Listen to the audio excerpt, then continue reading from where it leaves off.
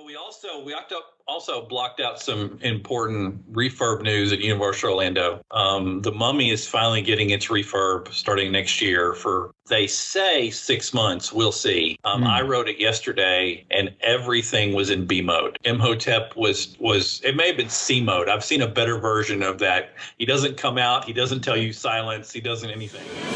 With your souls, I shall rule for all eternity. There's a recording. It's still the same recording, but it's just not. It's not the same. And several of the other things were down. And we know that there's some track that needs to be replaced because they haven't done a full refurb of the Mummy in, I think, since the beginning. Was that? I'm guessing off the top of my head, 2003. That was a long time ago. That sounds right. I remember going on it and them having posters up for the Mummy 3 coming soon. Yeah. And I saw that movie in what was then Downtown Disney, and I don't think I've ever spoken of it since. Was it Tomb of the Dragon Emperor, whatever it is? Yeah, that sounds right. I think so, because remember there's Mummy 3 and there's Scorpion King with The Rock. Those are two different things. Yeah. Yes. Yeah, they are, yeah. The Mummy 3, though, was they didn't get rid. I assume she looked at the script and was like, no, thank you. I know when to say no.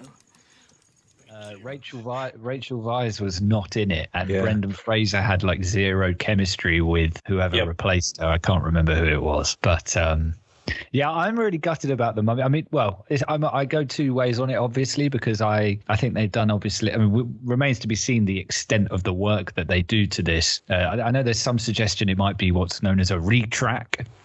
Like they did Hulk. I think Hulk really benefited from that, and Spider-Man got a nice update as well, didn't it? And but they don't have time to do a full retrack. But they have some sections they need to fix. Right. So yeah, I mean, there's part of me, especially given what you've just said about the whole thing being in B or C mode, it definitely needs this treatment, and I'm glad to see it get it because it. Hopefully we'll see it last a good few more years. You know, it's not like I think when a ride gets to this kind of point, right, is probably when you make a decision of do we rejuvenate it or replace it. So I'm glad they're rejuvenating it and not replacing it. But yeah, just selfishly, it means I will miss it.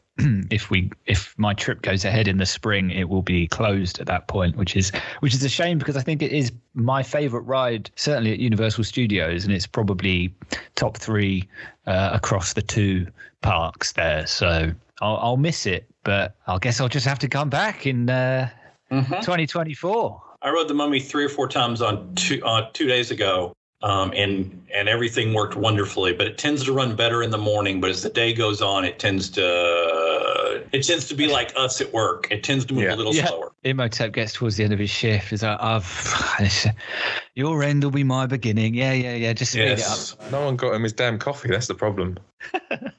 Hope you enjoyed yourself. I would have enjoyed this interview a lot more if I had gotten my cup of coffee. Selfishly, I'm sad to see it go, and I guess Josh, this is probably no pun intended. That it's the final nail in the sarcophagus when it comes to your Florida 2022 trip. Yeah, I think no Mummy is basically writes the whole thing off. What's the point? No Mummy, no party. Absolutely. Yeah.